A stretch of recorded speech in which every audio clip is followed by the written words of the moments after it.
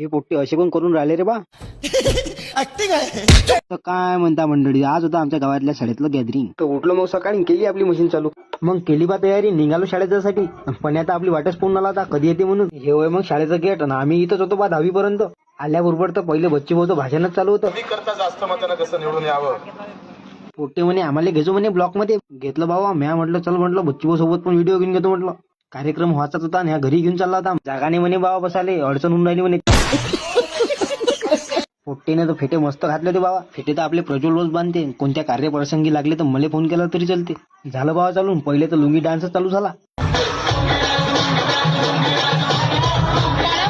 6वीतल्या पोट्ट्यानं तर कमालच केली बाबा. तबला वाजवला ना बाबा गाण्यावर.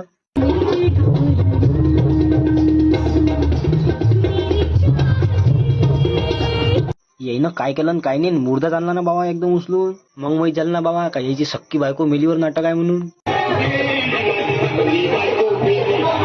तुम्हाला तर माहितच आहे आपल्या विदर्भातले पोट्टे कसे येडे जाले करते. तर मग झाला कार्यक्रम. चला म्हटलं पोट्टे हो येतो. मग आता डायरेक्ट आलो आम्ही चांदूरले. आम्हाला जायचं होतं उद्या कामावर, म्हणून आजच घेऊन घेतलं बाबा सामान. काढलं मग लवकर कारण रात्र लय झाली होती. घेतलं मग निघालो मग आम्ही. घरी आलो डायरेक्ट झोपून राहिलो. भेटू मग पुढच्या ब्लॉक मध्ये. लाईक आणि फॉलो करून टाका.